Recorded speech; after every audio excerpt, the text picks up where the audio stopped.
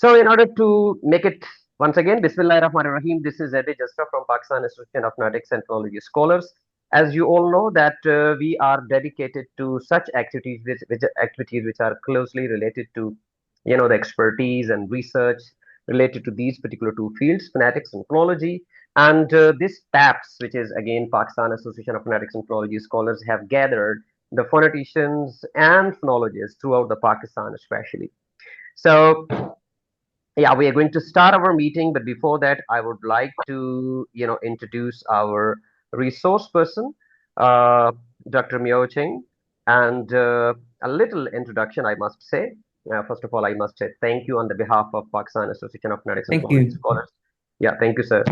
Uh, Dr. Miao Cheng is postdoctoral researcher in the Department of Computational Linguistics at the University of Zurich, Switzerland, working under the supervision of Dr. Eleanor Fodorov. His research focuses on phonetic universals, variability, drawing on the cross-linguistic corpus within the framework of laboratory phonology, and he has done his PhD in linguistics from University of Buffalo, SUNY, New York in 2022. His dissertation is related to prosodic influences on the acoustics of vowel sequences. His research interests are production of vowel sequences, especially, for example, diphthongs, consonantal, laryngeal contrast, stress in tone languages, linguistics, prosody, and there is a host of publication that he has done. So yeah, thank you again, Dr. Saib, and thank you everybody who has joined us. Before I formally invite our resource person, I would like to request from the participants that majority of the participants, they do ask regarding the certificate of attendance. So yes, the number one condition is that you must attend it completely. It's not like that you attend it for the 10 minutes or 15 minutes. And I'm sure all of you are very much interested to attend it. So a kind of attendance, form will be shared at the end of this meeting. And if you will be available at that time, you will be able to, fill that form. And only the people who fill that form will be provided an e-certificate. We will start our tutorial from 5 in 2 minutes time or in 1 minute time, and we will finish at 4 p.m. And after 4 p.m. we will have around 10 to 15 minutes for the questions. So if you have any question, please do write it down, okay, wherever you can, and at the end, because it won't be a kind of workshop where you are going to ask questions in the middle. And the second thing is that you must prepare your devices, and I hope that majority of you have downloaded Praat software and MFA. And if you are unable to download MFA, of course our resource person will guide you how to install this. So Dr. Miao, that Mhm. everything is yours now. Thank you. Yeah. Okay. Thank you. Thank you. Thanks for the introduction. I would say this is absolutely my honor to be able to do this tutorial here in place of Leonard Shardroff, my PI. And I've been using Montreal Forest Liner since I joined the team at University of Zurich too. So I'm kind of new, that not that old. So I'm very happy to guide through this entire process with all of you and to show my experience of working with it. Okay, so let's get started. And thanks to the very in detail introduction to me by Dr. Malik. So I guess I can skip these slides. Okay, so first of all, when we want to use Montreal Forest alignments, I would like to first introduce the typical workflow of any acoustic phonetic research. So first of all, we would like to obtain a speech recording. So it could be scripted speech in lab you collected from a lab experiment, or it could be unscripted speech you collect from, let's say, some kind of meeting, interview, or your field work, or your maybe your student speech in class. So then when the recordings are ready, so we would like to first annotate the speech data either manually or automatically. So annotation is very important because it could largely determine how good the quality our analysis could be. So after we annotated our speech data, so we would like to use some kind of a speech analysis software to extract acoustic measures such as pitch or fundamental frequency, the duration of your segments or word or phrases, the formants of the vowels, the spectritude if you're interested in vowel quality, sound quality research. And then the last tab, I guess, which is the most important step to your publication, is the statistical analysis, which you would carry your data into R or Python or MATLAB or any other mainstream statistical analysis software. So this is kind of like the typical workflow of acoustic phonetic research. So our forced alignment tools are very useful for step two. So, given the recordings of utterances, we would like to know where each individual sound or word or phrase starts or ends to perform further phonetic analysis. So this step is very crucial. This is like the kind of like the starting point of any of your analysis once your recordings are ready. So, for example, here's an input. I'm not sure if people can hear it, and let me share my okay. A boy fell from the window. Do people hear the sentence? It's audible. Yes, yes. Okay, all right. So now let's suppose we have a sentence here in English like this, and we would like to know where each sound, the vowels or consonants start and end, and how long they last. Okay, so of course we can do if we have the knowledge of the language. For example, if you are working with Urdu or Punjabi or any other languages, so we can start to hand annotate and put the boundaries in parts. Like probably there's a boundary here of the consonant. Here's a vowel here, but that's very time consuming. Okay, so if we have, let's say we have like 2 hours of recordings, it can it could take our months to just finish the annotation. So it's very time consuming. So instead, we would like to have the forced alignment tools to output something like this. There's demarcated kind of or aligned text underneath or accompanying the sound file. So only with this information, we can perform further phonetic analysis. Okay, so this is the exact same sentence. A boy fell from the window. Okay, a boy fell from the window. So why? Just as I have mentioned, the hand annotate 10 minutes of recordings can easily cost you more than 1 hour of work. So that's a continuous 10 minutes of work.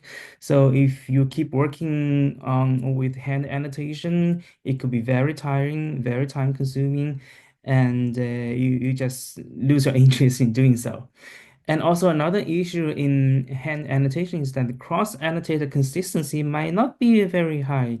Okay, suppose we're working with some very messy recording in a very noisy recording environment, and different annotators might not agree with where one individual sound may begin or end.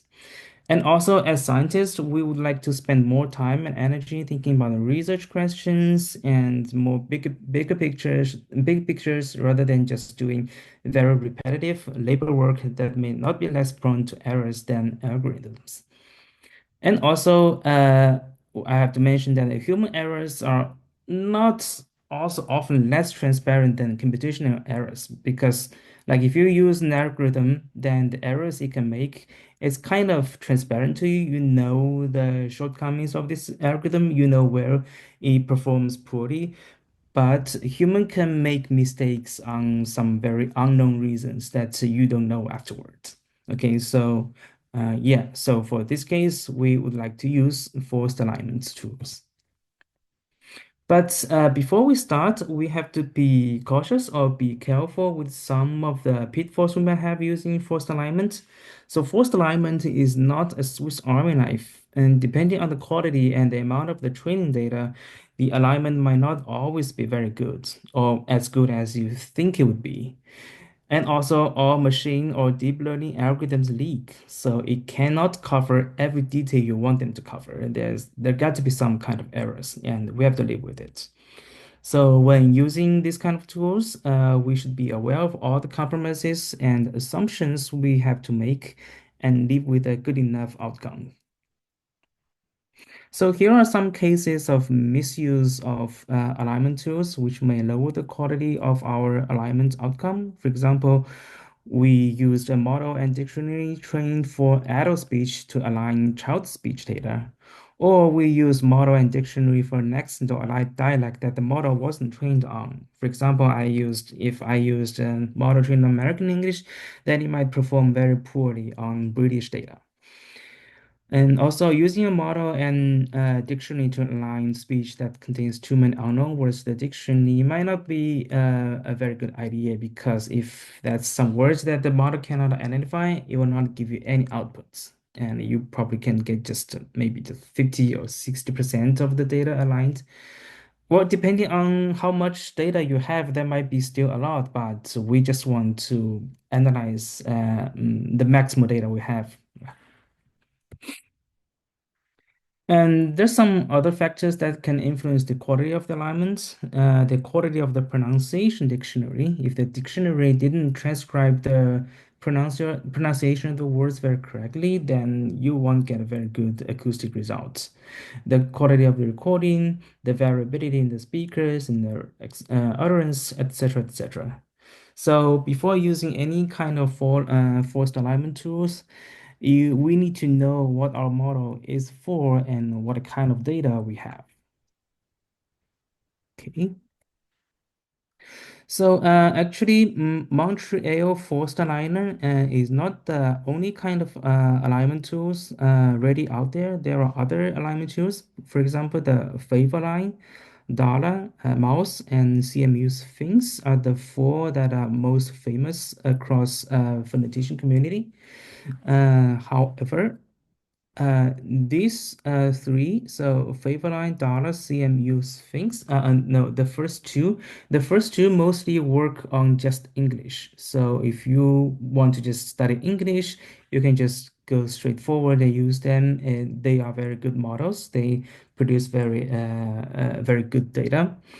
And the latter two, the mouse, web mouse is very good. It has multilingual components, but it might not cover the language that you want to work with. For example, if you want to work on a very specific dialect of Punjabi or Urdu, then they probably don't have the data for you. They didn't train a model for the dialect or accent you want to work on, so it might not work. And CMU Sphinx is a little bit more complicated and it's less often used, so I'm not gonna talk about. And these are other forced alignment tools that you can use.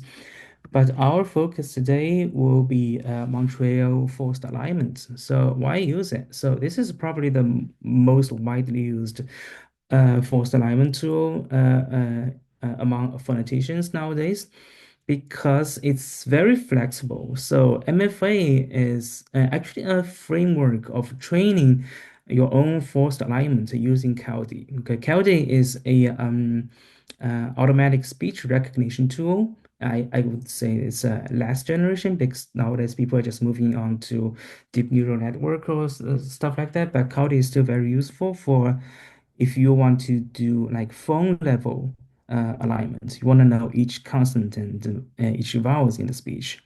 So MFA allows you to train your own acoustic model with your own data. And also MFA contains grapheme to morpheme models as well. So grapheme to morpheme models are models that take the orthography as the input and output the pronunciation dictionary automatically, which is very useful, that I will talk about later. That said, if your speech data is covering the alignment tools in the previous slides, you can save your time training your own model and align the data directly. MFA website also contains lots of pre-trained acoustic and GDB models, including languages like Japanese, Korean, and I think they have Urdu model too, but I never used. I don't know. Yeah. So, but we will focus on just using MFA from training our own model for your own data set today. Okay. So I want to briefly explain how MFA works. So it's a very simple idea. Oh, I'm hearing my echo. Can someone mute? Just a minute. Yes. So I guess, yeah, every time I mute all of you, Dr. Saab is also muted. So Dr. Mio, can you please unmute yourself, and everybody please take care of your speakers. Thank you. Okay. Yeah. Do you hear me now? Yes, we do. Yes, we do. Yes, Okay. carry on, Okay. please. Yes. Okay. So the architecture of MFA is not very complex actually. So it has a five-step training process. So first, it will start build the monophone model. So the monophone model is how each phone is distributed in the acoustic feature vector. And the second pass uses triphone model because our sound is produced in context. It's constantly affected by the environmental sounds adjacent to it, sounds preceding or following it can change the pronunciation of a specific sound. So we want to take that contextual influence on individual sounds into account. So after that, the third pass performs LDA and MLLT. MLLT stands for Maximum Likelihood Linear Training to learn a transform of the features that makes each phone's features maximally different. So just think of LDA plus MLLT as kind of cluster analysis that try to reach the maximal separation between different data sets. Okay, then the final pass enhances the triphone model by taking into account speaker differences because like different speakers may produce the same sound differently. So the model tries to account for that too. Yeah, and then calculates the transformation of the male frequency substrom coefficients, which is MFCC for each speaker. Okay, so this is a five-step training procedure, monophone from monophone to triphone, and then triphone to LDA, MLLT, and then speaker difference training. Okay, so if we want to use MFA, there are some preparation we need to do. So first of all, we need to install it onto our computer. So MFA is installed through CounterForge. So we will need to install Anaconda first.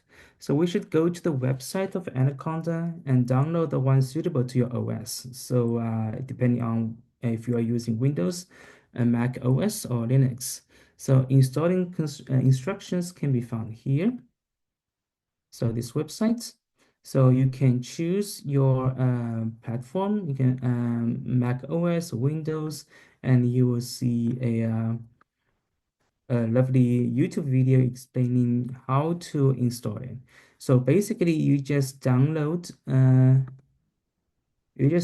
download the installation package by entering your email, or you can just skip registration and go to free download. Yeah, and then click the button here. You can download for Mac. Okay. So after downloading, and then you can double click the installation package and it will start installing Anaconda for you. Okay. So when Anaconda installation is successful, you should open your some chat. Oh, the link, yes, it's here. Yeah. Okay. Should I wait for a couple of minutes for people to download? Actually, I had instructed all the participants to please download. So I guess we don't have enough time, so we would carry on. Okay, okay. Thank you.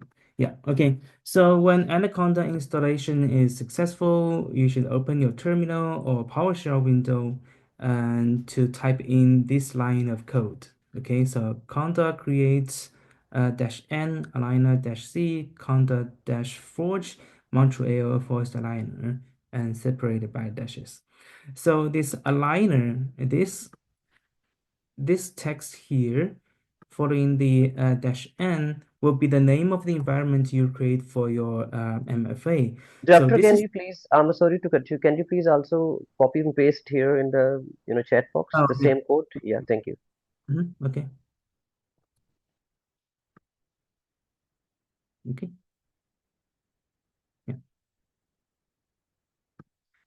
Thank you. Yes. Thank you. Please. Okay, cool. So yes, the aligner, this text here can be anything. You can just specify it as MFA or aligner 3 because we're using version 3 or any other names, okay? So this part is changeable, but don't change the rest of this code, okay?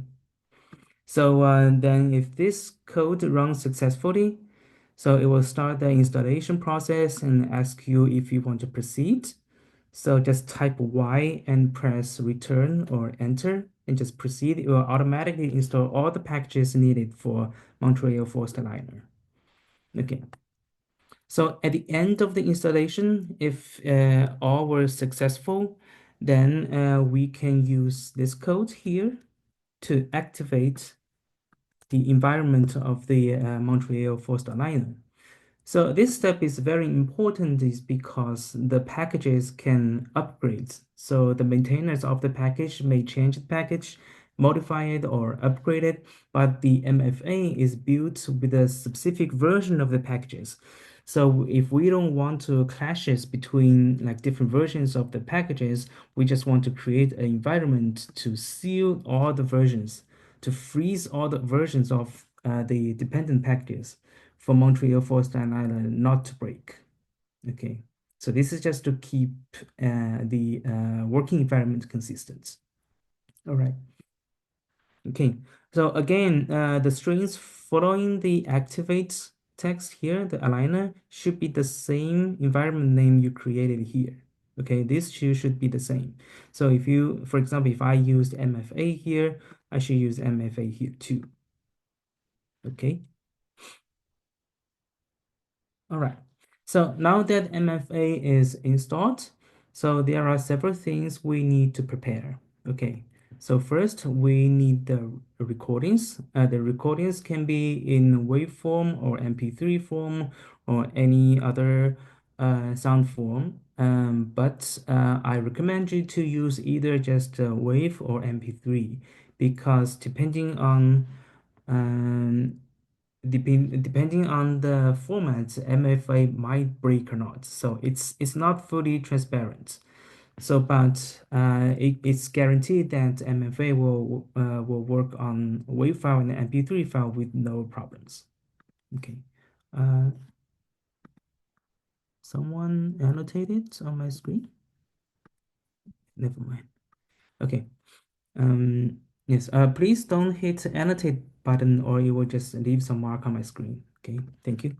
Yes, I request everyone to please avoid, hitting the annotate button, because if you hit annotate button, then of course the kind of disturbance is created. Thank you. Thank you.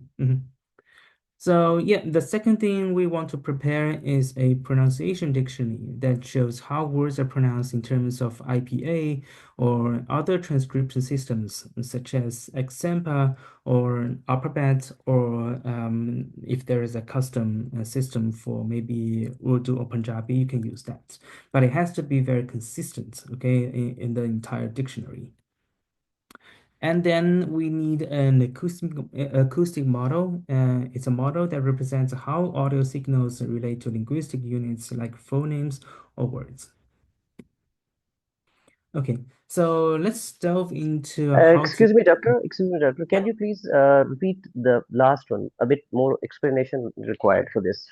The last Okay, third so point. the What do you acoustic mean by model. it? Yeah, so the acoustic model is a model we are going to train using MFA. So this is a model that take the input of the audio signals. So that's the sound wave we saw earlier, and output the strings underneath. So if we go back, so an acoustic model is a model that relates and analyzes this input, this signal input, and output strings like this underneath the sound Got the wave. point. Got the Yeah, point. Thank you. yeah. Okay. Yes. So this is the model we are going to learn how to train in MFA. Yeah. Okay. All right. So let's delve into how to use MFA then. So let's start from the most simple case. So let's suppose that we have recordings, transcripts, dictionary acoustic models already, and then we just go ahead and align the model, okay? So if you open, I don't know if everyone has downloaded the material. So if you open the folder, I can show you on my own computer. So if we open the folder of case 1 English, then we would see something like this. Okay, so if we open them in Prot and open both in Prot, view and edit, so we can see that each utterance is demarcated into intervals on the text grid. And each interval is a short utterance, and each interval contains the information, contains the transcripts of each sentence, okay? So your data should be formatted like this, okay? So each utterance has a corresponding transcript like this. Oh, so here I have this file. This is a recording downloaded from All Star and English Corpus. So they have multiple utterances on each of the recordings. I would actually recommend one recording contain only one utterances. It's easier to create the transcript and Doctor, it's I have a question because I am yeah. enjoying the liberty to ask a question as a host. That Yeah. uh, do you want to say that we have to, annotate first in prot? Like, why are you using this prot first of all? I didn't get the point. Okay, so Prot is very easy to use because it's very useful to create Yeah, transcript. Okay, so if we have a sound file here in Prot, okay, so and I will talk about this later too. So we click annotate and to text grid, and it will create this beautiful file for us that we can work on it. So if you don't have a transcript, which I will talk about later, you can use Prot to add information to it. For example, I can add interval on tier 1 here, then I can put down a boy fell out of the womb. Yeah. So it's a very Prot itself is for speech analysis, no, but I it's guess maybe you didn't get my point. I just wanted to know that while we are, of course, here for MFA and we Mm, discussed before the meeting as well that there would be yeah, something to related to prod as well.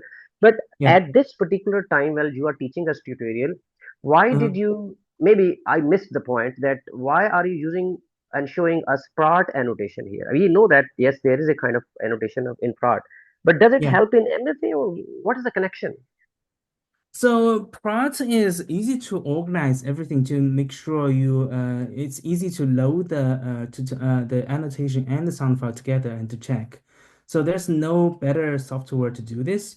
Other software it's very complicated, but Prot can display the sound file and the INR transcripts in one window, which is a very convenient feature. So if we're working with acoustic data, so Prot and MFA are the most frequently used software we're gonna have to have on our on our computer. Yeah. Got it, got it, got it. Yes. Yes. So there's no other better software that can do this because other software may take you to fiddle out how a plan to display the two information together, the sound information, the spectrogram, and the transcript, but the Prot can just easily display all at one place for you. Okay. All right. So yes. So your corpus is like this. Okay. Yeah, it's just two softwares to do two aspects of the analysis. So MFA is more like an algorithm. It works in the background. Okay, so MFA itself is not a acoustic analysis software. Prot is, and Prot is also good for annotation, as I just mentioned. Okay, yeah.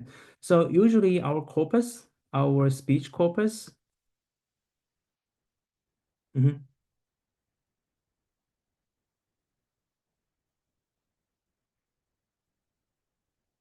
What comparison? Okay, okay, yeah. It's just I just responded to the participant that it is a kind of comparison shown in the Okay. last 5 minutes. Yeah. Okay, Thank you. okay, okay, thank you. Yes. So usually a well-formatted speech corpus is like this. So each sound recording is accompanied by a text grid file which contains the transcript we just saw in the prod window. Okay, so each one, they have a one-to-one correspondence. So before using MFA to align, you have to make sure that each of your WAV or MP3 file has an accompanying or text grid file in correspondence. So they have a one-to-one correspondence in your speech corpora. Okay. Yeah, just like this. So before uploading, we need to have the sound file and the text file ready. The Yes. correspondence. Yes. Okay. Yes, Fine. exactly. Like in the folder I sent you. Yeah. Okay. So the recordings shouldn't be too long. It is not recommended that a single recording is more than 10 minutes long. So it's highly recommended that one recording contains just a number of short utterances, and the utterances all have their annotation. Okay. So to make sure people understand, I will show this again. So what's below in the text part is the text grid file, what's in the text grid file, and this part, the two figure on the top is your sound file. Okay, so they are formatted like this. Okay, all right. So since MFA already contains acoustic model and the dictionary for English data, we will just download them and use them directly. Okay, so I'm going to copy these two lines of code into the chat window. Yes, so the first line here, MFA model download dictionary English US MFA, is used to download the dictionary, and it will be saved directly automatically to a MFA directory on your computer if you installed it successfully. And the next one is to download the pre-trained acoustic model for English. Okay. I can show you in my window here. And okay, so MFA model download dictionary English USA. Then it will start to download. It's running in the background. And when it's done, okay, yeah, I have downloaded. So it will just report to me that a local version of model already exists. Okay. And then I can continue download the model of my acoustic model.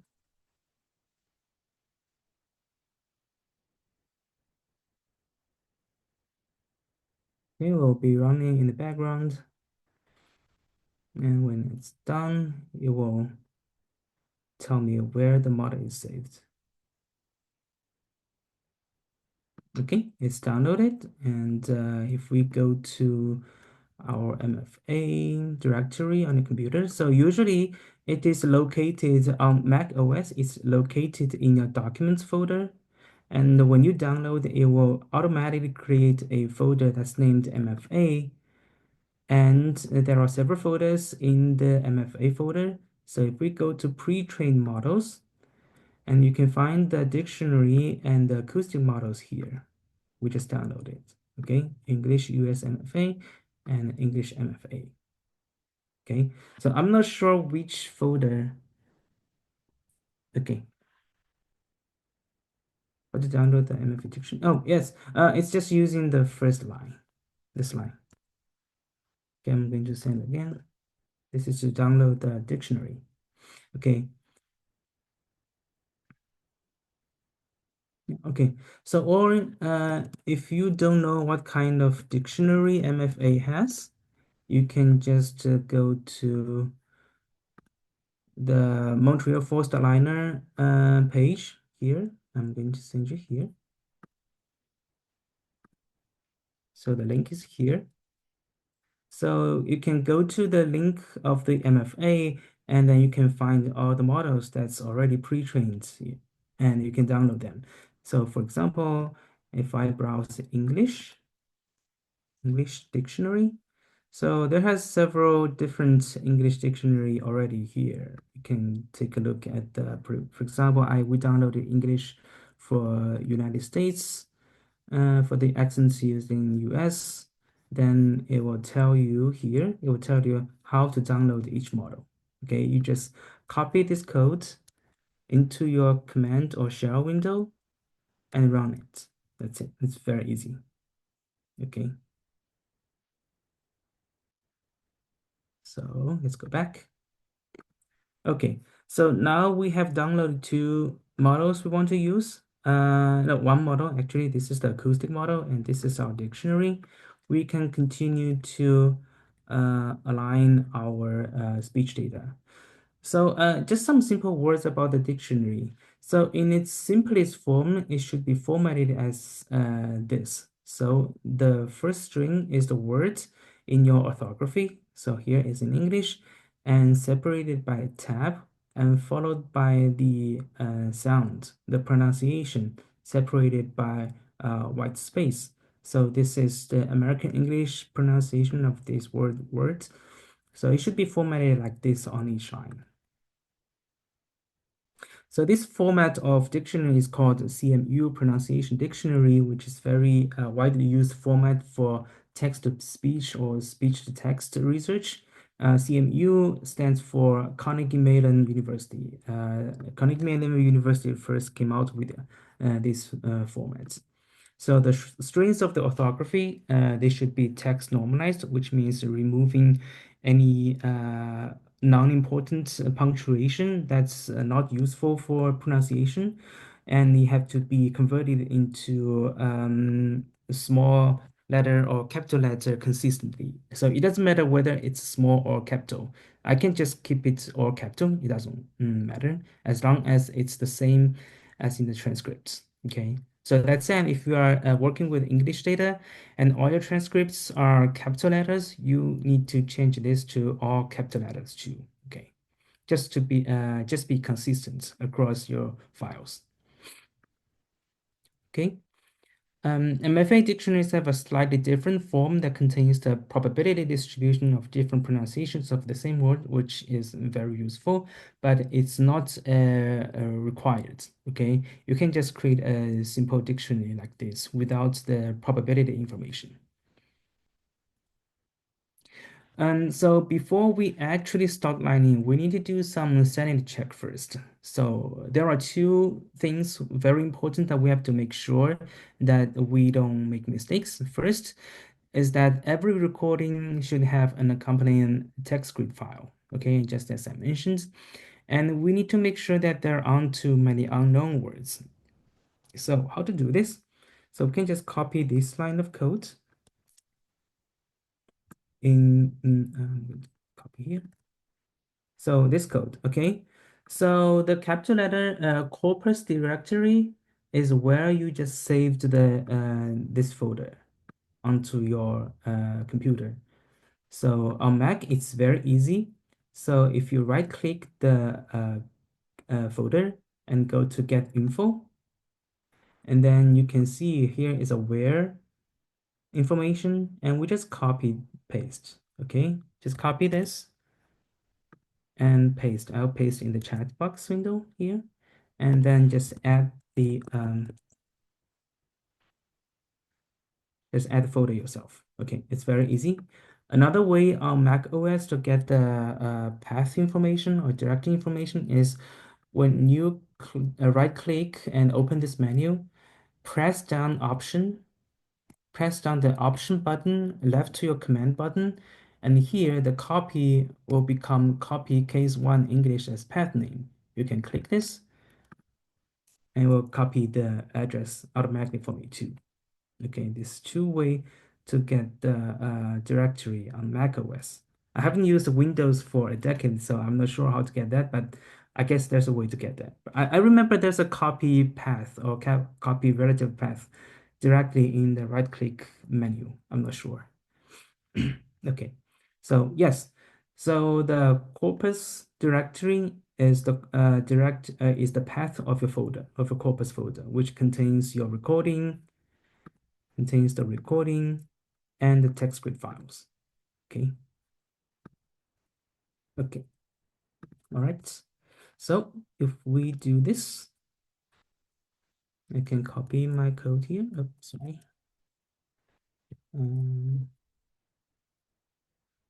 So if I copy the code,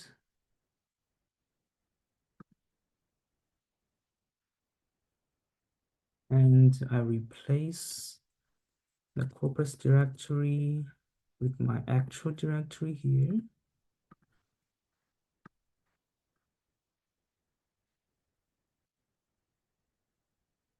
Oh, sorry, I didn't activate my aligner environments. Okay.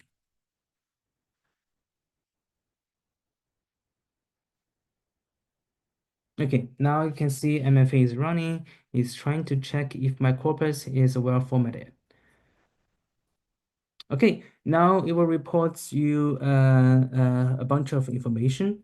So it will tell you how many sound files you have, how many text files you have. Text file refers to text script files, and it will recognize how many speakers. So the speaker thing is tricky. So I'm not gonna talk about it in detail here. I'll mention it later, and it will show you how many utterances you have. So it will just count how many annotated intervals you have in your text scripts. Okay, it will also calculate the total duration of all your recordings. And what's important here is this line. Okay, so it says there were no sound files missing transcriptions, which means every sound file is accompanied by at least one by one unique text file. So this is okay. And it will report how many OOV words we encountered. So OOV means out of vocabulary, which is not in our pronunciation dictionary. Okay, so then it will report that how many total OOV tokens. So this is important to check, like if your corpus is not very big, but you have hundreds of OOV word types, that might mean your dictionary is not fully covering all the words in your corpus. Then you have to increase words to cover the words in your corpus. Okay. So, but it's actually not a very good idea to reduce this number down to 0, okay? Because if we want to use any kind of model, we want it to account for as much data as possible, but we don't want it to account for every single token because we just suffer overfitting. Okay, we want to keep some of the OOV words. It's like if you have a very large corpus, like even 200 or 300 OOV word types is okay. Yeah, just keep some OOV words is more healthy for your model. Okay, so now everything's ready. It's done. Okay, so now we can go on to align our model. Okay, so this is this line of code. Sending in the chat window. Okay, so this line is slightly more complicated than the previous lines because it asks you to input two directory. One is corpus directory, the other one is output directory. So for the output directory, so if we go to the folder here, so usually I just put the output folder here in the same folder together with my recordings. Okay, so how to specify that? Okay, so if we copy this in our command window here. Okay, so there's extra. Okay, so the output directory will be just this one. So I will replace it with my actual output folder. And for the corpus directory, it's the same as we used before. It's this one.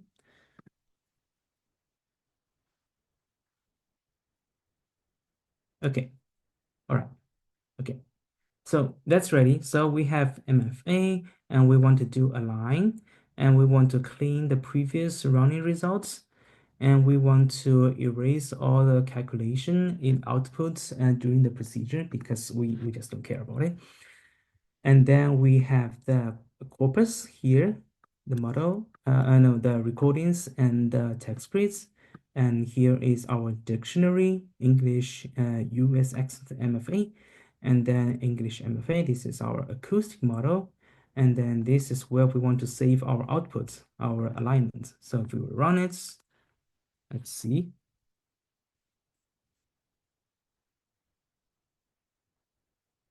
Okay, so you can see it's started to work.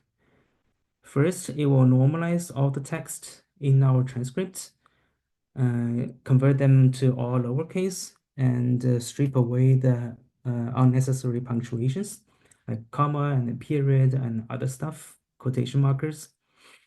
And then it will generate alignments and calculate for speaker adaptation. And it's running. Okay, it's done. So it says it's finished, and it exported the text grids to my output folder here. Okay, so now if we go to the output folder and open it, voila. So we have all the aligned text grid here. Okay, so how do we want to check? So after its alignment, we want to check how well it performed. So we can click the sound file here and click the corresponding text script file and open them in Pratt. Okay, so then select both and click view and edit. Okay, so now it reports like this. Okay, let's zoom in into one of our utterances, the first one. Okay, here's our sentence here. Yes, it's done a pretty good job because the English. That's superb. That's superb. Yes, okay. So it's done a very good job because the English model on MFA was trained on probably more than 10,000 hours of recordings. So the transcription is pretty accurate. Sometimes you can figure out this kind of boundary fell. Fell. If you annotate yourself, you probably will be scratching your head. When does air end? I don't know, but yeah, I think here the model probably has done a better job than me. Okay, so let's take a listen. A boy fell from the window. Yeah, okay, so let's take a look at the second sentence here. Yeah, it's like this. The wife helped her husband. Yeah, okay. So yeah, you can see it transcribed all the sounds you put in the pronunciation dictionary. So the acoustic model will take the input of the transcript. So I will remind you what the transcripts look like by open this too. So no, not this one. This one. Yeah, this one. So our transcript was like this. So it takes both as the input and output you this. Okay, so this is the procedure we just did. Okay. Yes. So but there are several words about the alignment to result here. So Doctor, I will have to. I'm sorry because yeah. although I have requested all the participants to ask questions at the end, but we have a very senior member, Dr. Mohammed Nadeem Chauhan. That said, if you want to ask a question instantly, I would, definitely allow you as you are our teacher and you are our senior, sir. Okay. Do you want to ask a question, sir, Doctor, sir? Right now, Dr. Mohammed Nadeem Chauhan.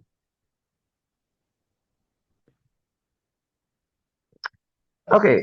Yes, you can carry on. I'll ask at the end. Thank you, sir. Thank you, sir. Thank you. Okay, sir. Dr. Go with the flow, actually. Okay, sir. Mm-hmm.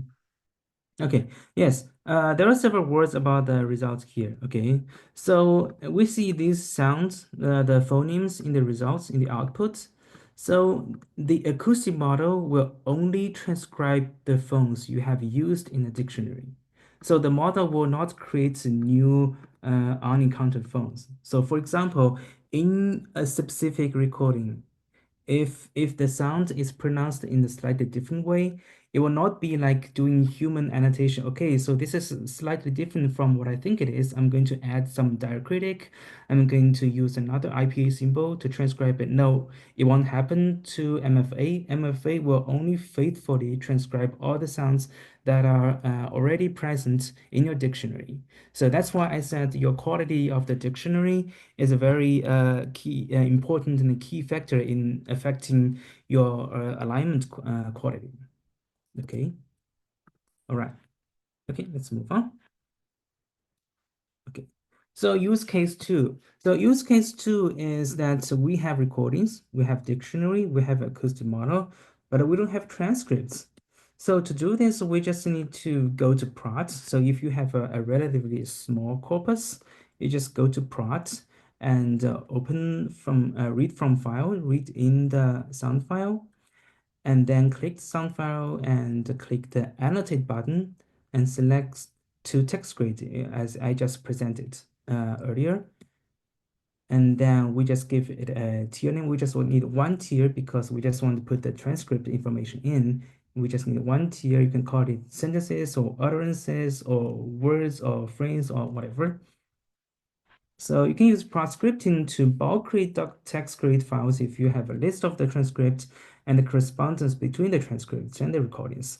But we will have no time to cover the prot scripting, which is another big topic. If there's any chance, I would be happy to do another tutorial on prot scripting as well, because I've used Doctor, there has been a request from all the majority of the participants to go Okay, for a part yeah. 2 very I soon, could do inshallah. that too. I could do that too. If we have a chance to do it, Certainly, yes. certainly. Thank you, Doctor. So yeah, okay.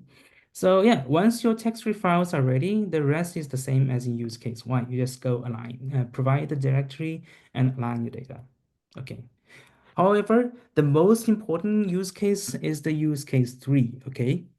So use case 3 and 4. So we don't have the dictionary and we don't have the acoustic model. What should we do? Okay.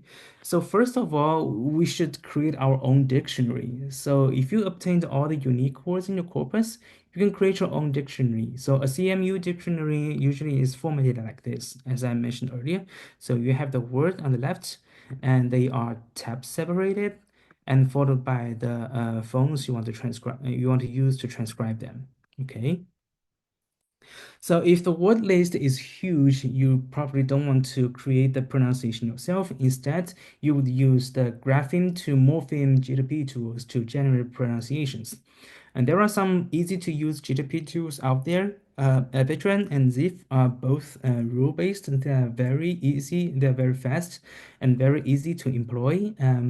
And Trust GTP, which is based on a neural network. We won't have time to cover how to use GTP here, but I would like to do other trainings for you guys to show you how to do from annotation to using GTP for your acoustic analysis. Okay.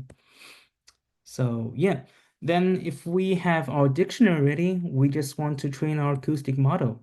So if all things are ready, then training our own model can be done in just one line in MFA, which is very easy. So I'm going to copy the code here. Okay. So what's important is the 3 directories, okay, or paths. So the first one, you have to provide corpus directory, as we have done repetitively here. And then you need to provide your dictionary path. So which dictionary you used, okay, which dictionary you want to feed into the model. And then you have to specify the output model path, okay. So on my own computer, I could try do something like this.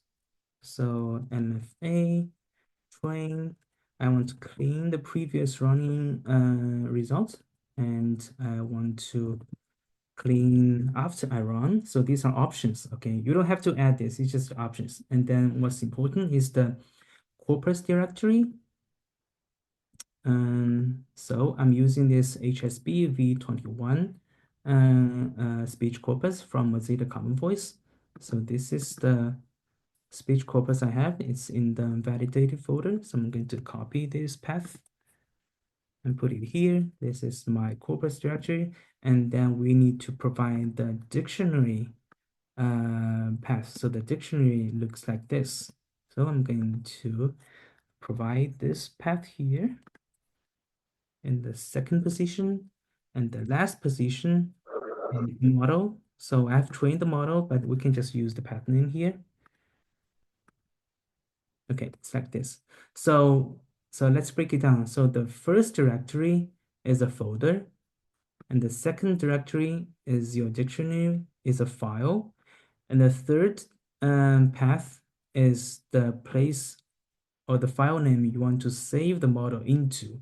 Once Doctor, the please paste these as well in the chat box. Sorry for disturbing you again and again, but just it's sometime I have to remind you. Thank you. If you can okay. keep, yeah, thank you. Okay. Okay. When everything's okay, we just hit return or enter, and it will start training. Oops. Clean. What? 1874. Oops. Let's do it again. Oh, this is some kind of error. Hold on, let me reboot my terminal.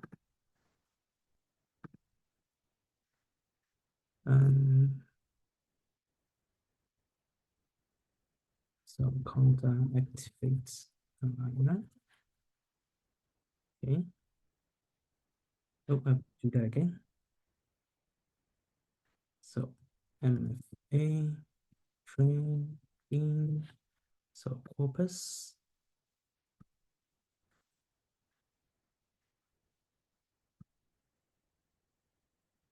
And my dictionary.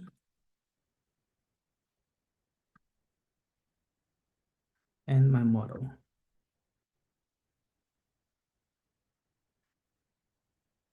Okay, let's try again. Yes, okay. Yeah, so it will start to train your model. So I'm not going to finish the entire process because I think it takes, so for about 1,500 files, it takes likely an hour on my computer. So it really depends on how big your corpus is and how much computational power your computer has. So if you have a very beefy computer, very powerful computer, the procedure can be shorter. But if you are running it on a relatively slower computer, it takes more time. That's how it is. So you can see now it starts to build the monofilament model here. It has 40 iterations. So when the monofilament model is trained, then we'll start to build the triform model and then try to do a clustering analysis using LDA and MLT. And in the last pass, we'll try to identify or adapt to the speaker specific information, acoustic information. Okay. So if that's clear, I'm going to kill the process here because I have trained the model. Okay. Yeah. Okay. So when this process is done, so it will just create a new zip file in the path you specified here. Okay. So then it will just save your model here as a .zip file. So then you can use this zip file to align your corpus. Okay. So as our use case one. Yep. So I guess I finished just on time. It's exactly 1 minute to the end. I actually add one slide to explain to you how to do further acoustic analysis by using Pratt extract page or format, but I guess we have to save for next opportunity. Okay. Thank you, Dr. Mir. And certainly, we'll request you for another session. And I promise to all the participants that we will invite Dr. Saib once again, maybe very sooner, whenever he has got enough time, ample time. And I know that he's very busy in his postdoctoral studies. And thank you again. Fine. Now, I would like to request all the participants that do give the feedback in the chat box, and if you have any question, you can raise your question, you can raise your hand and unmute yourself. Okay, so yeah, both the feedback in the chat box. Maybe you can speak up as well. So first of all, I would like to request Arzu Farooq to ask your question. Thank you. Thank you.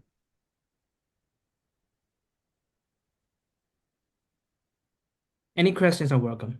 Yeah, there are questions, and I would request Arzu, who was, I guess, raising her hand for quite a few time, and I will request her, please. Whoever has a question, if you can, you may write it down in the chat box, or you can ask as well. So, Muhammad Kamal Khan Sab, is it Dr. Muhammad Kamal Khan Sab? If you are there, sir, can you please unmute yourself? Yes, Dr. Sir. Yes, sure. Sure. Thank you so much, Thank you. Yeah. Zishan, and thank you, Zhang. I have basically two questions, Zhang. And I must start with my, acceptance that I'm just learning about MFA for the first time, although I worked on Praat, Seymour, Flex, Elan, Mhm. and it's really amazing. And thank you so much for Thank you. sparing Thank you. time Yeah, and it was joining my us. honor. Thank you. Yes. Yes. So my question is that have you seen MFA applied for a kind of very basic description of the phonemes of a language, like for example, for IPA illustration or phonological inventory paper? So that's my first question.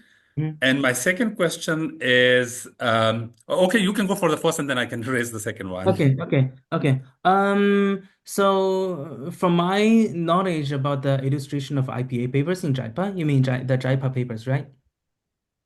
Yeah, but any paper, like the IPA journal, yes. Yeah. So they probably have used MFA for themselves, but they never reported it. So the thing is, so if your recordings are not very system, or if you don't have enough amount of data, the model quality is just very poor. Like if you train it on just maybe like 40 minutes of data, it can do some kind of alignments, but the accuracy is very low. So you're required to do more manual check after the alignment. And also, so I know people who use MFA for lab speech too, but the lab speech is very controlled, or it's very simple sentences. So with this lack of variability in utterance, the MFA model doesn't perform very well either. So I guess the answer to your first question is that no. I know. So my advisor for my PhD study, he's a field worker. He works in Mesoamerican languages, and he builds MFA models for his own based on his own data set too. Yeah. Right. Yeah. Right. Mhm. Okay. Thank you so much. I just asked this question because my, data is ready and I just wanted to send it to IPA. And I was just wondering if they might ask for something as, kind of analyze data, and I might work on MFA and then submit it. But thanks for your answer. Yes, I think I should check with them first. Okay. My second question is a little, I'm not sure whether it's related to your work or not, but I heard somewhere in the beginning that you're working on language universals and specifically with phonetic universals. Yeah. So I just, in the beginning of my career, I worked on anti-sonorous phonological data from some languages in, Indo-Iranian family.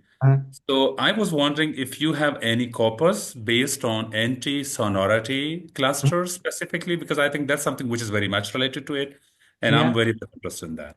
And You I mean want to use MFA there as well. So if you have any experience on that. Dr. Miao, anti-sonority? I'm sorry to cut you before you answer, Dr. Kamal Saab. I would like to, briefly introduce Dr. Saheb. He's the chairman of English department for one of the most prestigious universities in Pakistan, Allama Iqbal Open University. So he is our not only the most senior person here in our linguistic My honor. community, Thank you. and Yes. thank you, Dr. Miao. Please Oh go ahead. gosh, not needed, Zishan. That was not needed. Yes, sir. Anyhow, thanks, Zhang, please. So I'm sorry. I'm not sure if I follow your question. You mean you are trying to use the anti-sonorant clustering analysis? Exactly, because you said that maybe you or your supervisor are interested in working on language universals, and I Yeah. got the idea that it's related to phonetic universals. Oh, So, yes, okay, yes. okay. So the phonetic universals that we are interested in is the pitch perturbation following like a voiced and voiceless consonants, or laryngeal contrast, or the vowel intrinsic pitch, like the high vowels are higher in F0 than low vowels. So yeah, our current projects are centered around these kind of phonetic universals. So I'm afraid I have never heard of anti-Southern clustering analysis, so I don't know how to answer that question. Do you mean that you have multiple languages that you want to compare with them? Or Yes, Zhang, I'm sorry, I'm taking others' time as well, but if I just very briefly mention it, yeah. initially I had a look on the Constance University's language universals, and I found that there are Oh, that's something very related close to to, us. Yes. yes. So I analyzed them and I also wrote 2 papers on them. Now I was wondering that I can also use MFA on analyzing that anti-sonorous data and for aligning Oh them. yeah. Oh yeah, So definitely. during So your yeah. session, yes, I thought about it. Yes.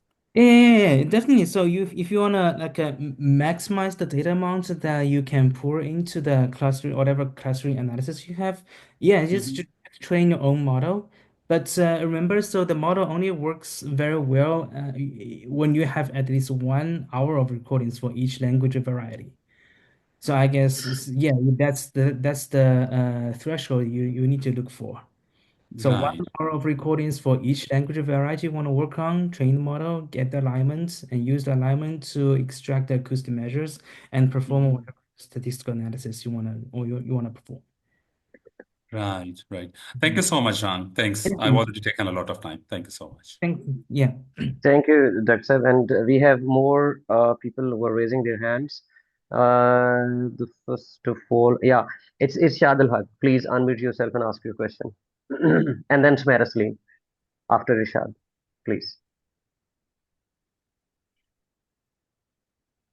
Yes, Mr. Irshad, we're waiting for your question. Thank you. Assalamu alaikum, sir. Thank you so much Thank you. Yeah. for conducting this beautiful and insightful session for us.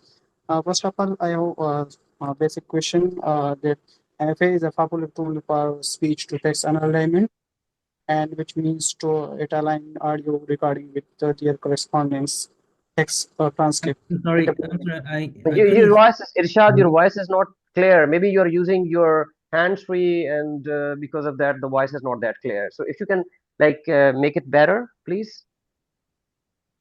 Sir, now I'm clear. Yeah, a bit clear. If you can ask your question again, please. Okay, so that's MFA is widely used in a speech processing like linguistics and text-to-speech analysis synthesis.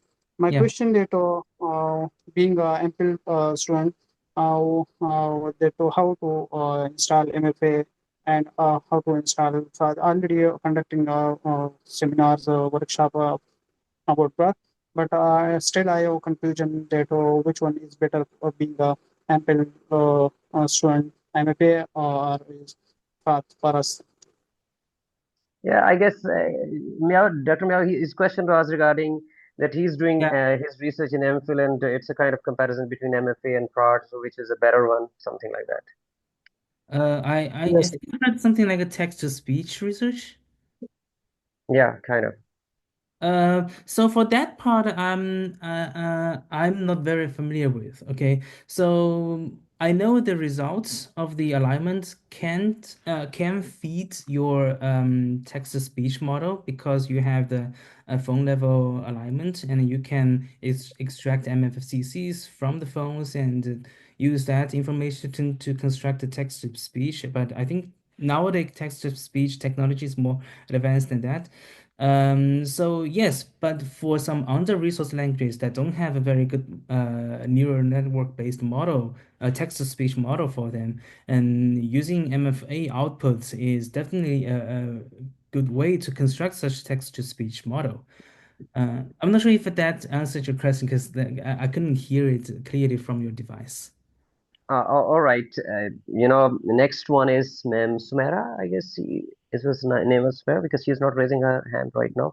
Sumaira Salim. Assalamu alaikum everyone. I just lowered down my hand because most of the questions have been already addressed.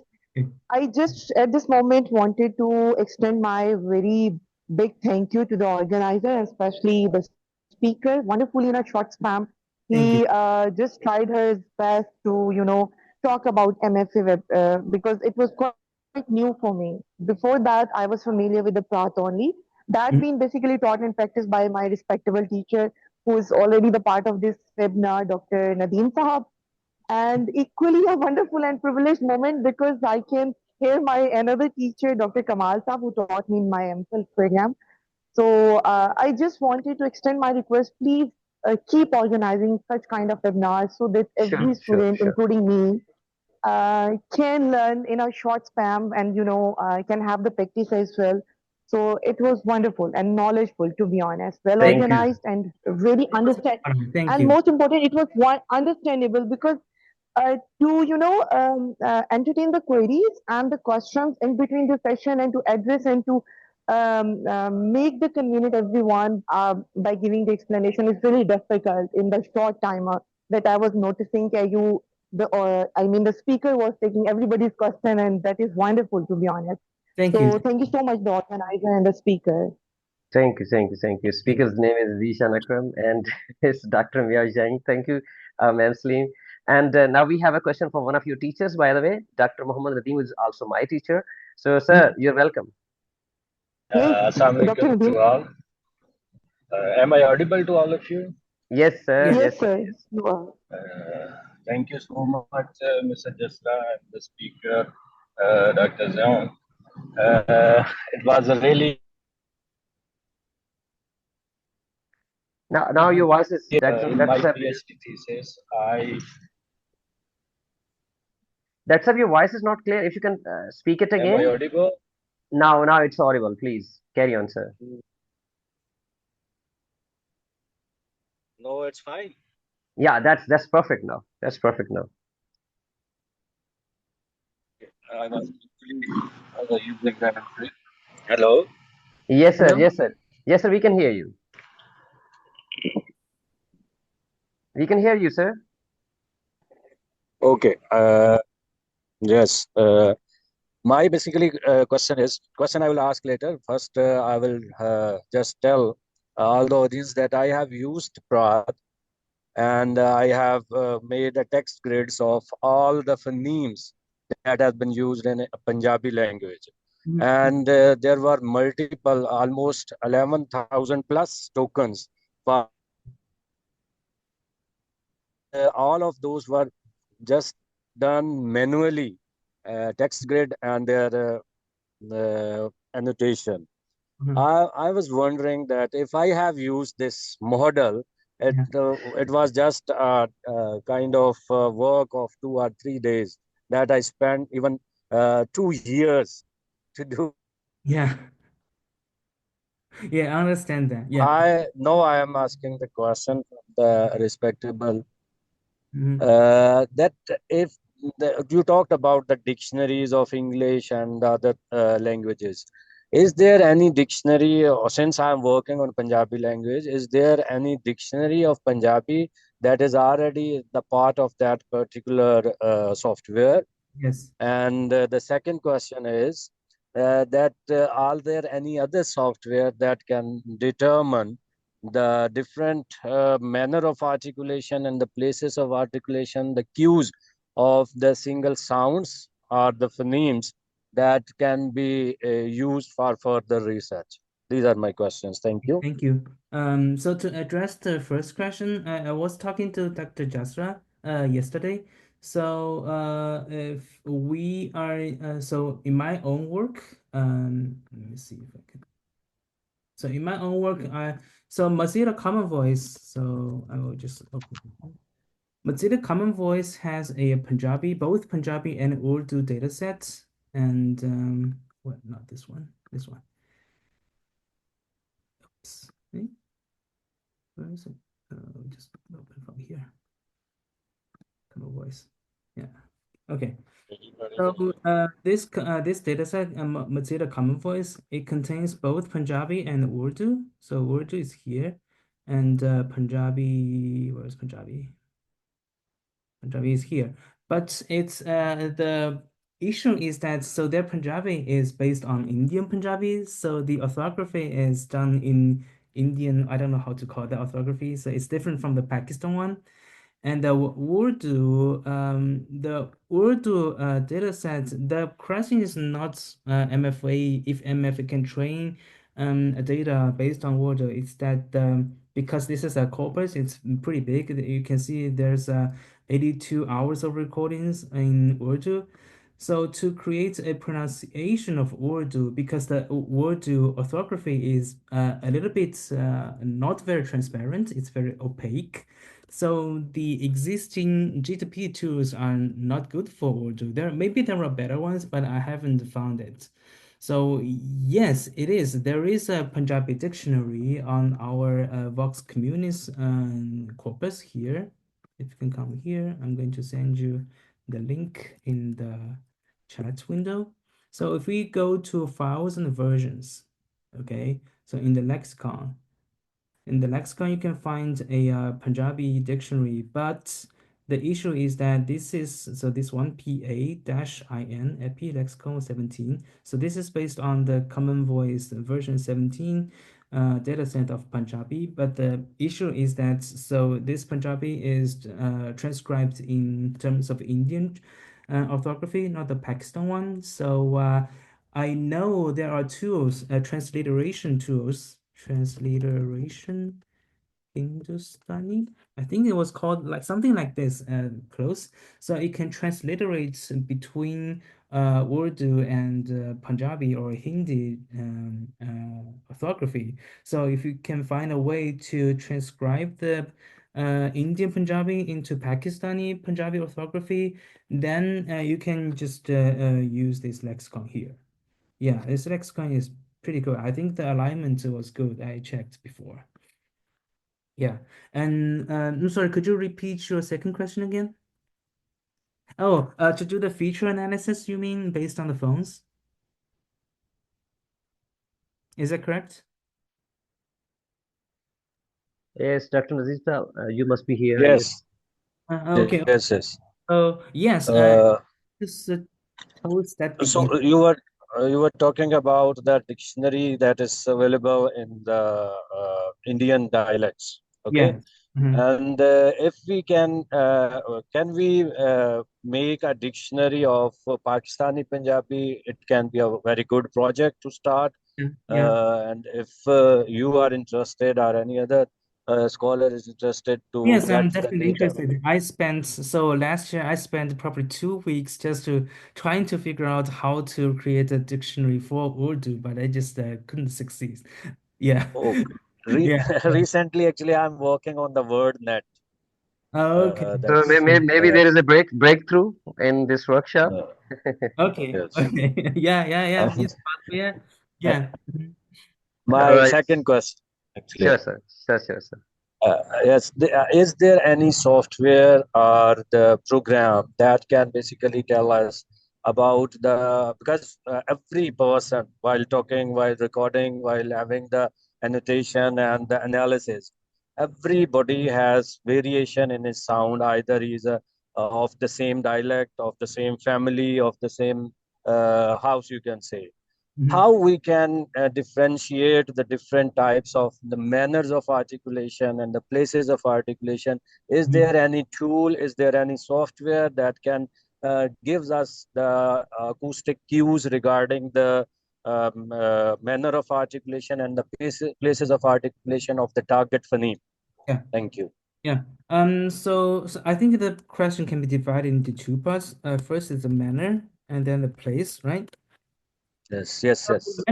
The manner of articulation, you mean the acoustic manner or the phonological manner? Because sometimes we can devoice a phonologically voiced consonant, or we can also voice a phonologically voiceless consonant, right? It can be about the phonological Phonology. manners. So I think that'd be easy. So if we know the phonological system of a certain language, we can just simply create a matrix to represent the features of each sound or each phone in our corpus, and use that information to further annotate the data. So for Okay. example, yeah, we can create some vector for example, for the K here, we can create a vector, say it says dorsal and it's minus voiceless. So like this. So if we can create a matrix for all sounds distributed across all the possible phonological feature, then that analysis is easy. And I think to create this matrix is not so hard. It's like a like phonetics 101 homework. I did that for Tamil in my phonetics one. So yeah, that kind of analysis shouldn't be very difficult. But the place so if you want to make sure we can do this kind of a vector or matrix like analysis for place too, but I guess we are more interested in if different people produce the place of articulation differently or in the same way, then we will need to extract the onset formant, right? Onset formant that from the release of the consonant into the vowel. So it's the transitional formant that auditorily tells us that what's the place of articulation here. So sometimes it can raise the onset formant, sometimes it can lower the onset formant, and it also depends on whether it's F1 or F2. So for that, we will need prod scripting. For that, we will need Thank to you. write a prod script to extract exactly the onset, say, and Thank phase you, change. Dr. Last question from Dr. Mumtaz Yakub. Please ask your question and then we finish the session. Thank you. And Hello, then can you hear me? Yes. Okay, hi everyone. Hi Jang for being here. Thanks for being here. So my question is related to MFA application of MFA on spontaneous speech data, as Yeah. there are a lot of fillers. I applied MFA on spontaneous speech data, but I was facing many issues because of those fillers. So how we can cope with with these issues? Thank you. So yes. So if you want to get around the filler issue, then you have to delve really deep into your annotation. So let's suppose this sentence contains some of the fillers, and then let's suppose that this portion of the recording is a filler. Then we want to add an interval that skip it and break the annotation from here and put it here. Okay, so let's suppose this is a filler. So if that requires you to really delve into your recording and adjust the transcript. So, but there's an advanced way. So I think so Whisper or some other kind of more advanced tool that can produce a transcript directly from your spontaneous speech.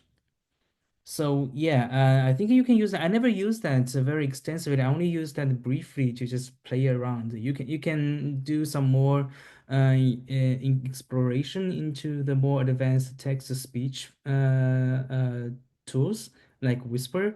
I think Whisper has an Urdu model. It's a Hindi and Urdu model. So you can ask Whisper to transcribe it for you, and you can identify the filters and adjust the transcript. But either way, you have to delve into your transcripts and reorganize how it is transcribed. Yeah, just like I just did here. So you want to Thank you. skip the intervals. Yeah, intervals of filters. Yeah. All right, so Dr. Myojang, we are done. Actually, there are some Thank you. It schedules. was my So yeah, honor to be. thank you very much. And on behalf of all these people who have attended, live request that whenever we request you to, have the second part, because personally I felt that it could be taught in 2 hours or 3 hours time. I Yeah. realized it, of course, because Yes. honestly speaking, we didn't realize before the start of it. So we really, all of us, we really feel the need that we do need another session from your side, because your teaching methods are excellent. Honestly, I mean, the Thank you. simplest way you have taught us, like you considered us as we had to start it from scratch. And yeah, certainly the teaching method was actually forcefully aligned with that needs of the students. So thank you Thank very you. much from Pakistan Association of Phonetics and Philology Scholars, from my side, from all the participants here. And to the participants, thank you very much for staying here for 1.5 hours, especially the people who joined at 2:45, and still they are here to attend the question answer session as well. Thank you very much. Your feedback for me personally, for PAPS, for your resource person, for our team would really means a lot. Or if you can send your suggestions to personally my inbox or in the groups where I am present. So thank you very much. And do fill the form, attendance form, so that we can send you the certificates. Please do not WhatsApp me every second day, third day. I will certainly share you the certificate of attendance. And secondly, I have also shared the WhatsApp group which is related to our events, the PAPS event. So if you can join it, it is an admin only WhatsApp group where we will keep on telling you about certain programs related to phonetics and phonology. Thank you everybody once again. Thank you, Dr. Miao Cheng, and I'm going to sign up right now. Thank you, sir. Thank you very much. Thank you. Allah Hafiz.